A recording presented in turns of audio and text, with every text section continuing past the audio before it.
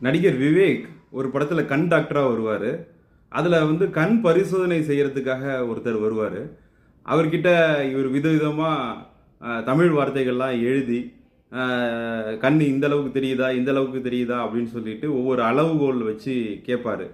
அதுக்கு வந்த பேஷண்ட் தெரியல, தெரியல அப்படின்னுவாரு. என்னங்க இவ்ளோ பெருசா எழுதியிருக்கேன், தெரியவே இல்லன்னு சொல்றீங்களே! அப்படின்னு கேட்பாரு.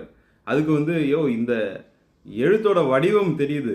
ஆனா என்ன எழுதியிருக்கேன்னு தெரியல. ஏன்னா நான் படிக்காதவன் அப்படிங்கிறாரு பேஷண்ட். அந்த மாதிரி அ நிறைய படைப்பாளிகள் இன்னைக்கு திரைக்கதை எழுதும்போது தடுமாறுது. எனக்கு ரைட்டர்ஸ் பிளாக் இருக்கு அப்படின்னு சொல்றாங்க.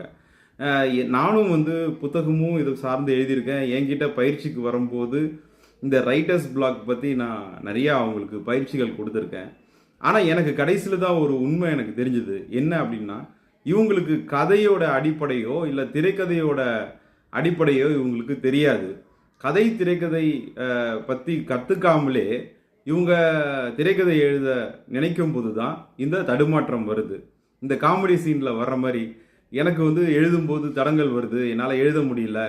நான் ஒரு பக்கம் எழுதினேன்னா, அதுக்கப்புறம் எழுதுறதுக்கு ஒரு சில நாட்கள் எடுத்துக்கிறேன். அதுக்கப்புறம் திரும்பி வரும்போது எழுத முடியல. மனசுல எல்லாமே இருக்கு. ஆனா காகிதத்துல எழுத முடியல. இப்படி பல குற்றச்சாட்டுகள் அவங்க சொல்லிக்கிட்டே இருந்தாங்க. என்னடா இந்த பிரச்சனைகளுக்கெல்லாம் தீர்வே இல்லையா? அப்படின்னு சொல்லிட்டு நானும் பல எழுத்தாளர்களுடைய தடைகள் சார்ந்த பயிற்சிகள்லாம் குடுத்துட்டு இருந்தேன். அப்புறம் தான் எனக்கு தெரிஞ்சது இவங்களுக்கு கதை, திரைக்கதையோட அடிப்படையே தெரியாது அப்படின்னு சொல்லிட்டு. உங்களுக்கு கதையோ, இல்ல திரைக்கதையோ எழுத முடியல அப்படின்னா, முதல் விஷயம் என்ன? இந்த கதை எழுதுதல் பத்தி கத்துக்கங்க. திரைக்கதைன்னா என்ன? அது எப்படி எழுதுறது அப்படின்னு கத்துக்கங்க. யூடியூப் பார்த்து இல்ல 4 புத்தகங்கள் படிச்சுட்டா திரைக்கதை எழுத வராது. திரைக்கதை அப்படின்றது ஒரு தியானம் மாதிரி.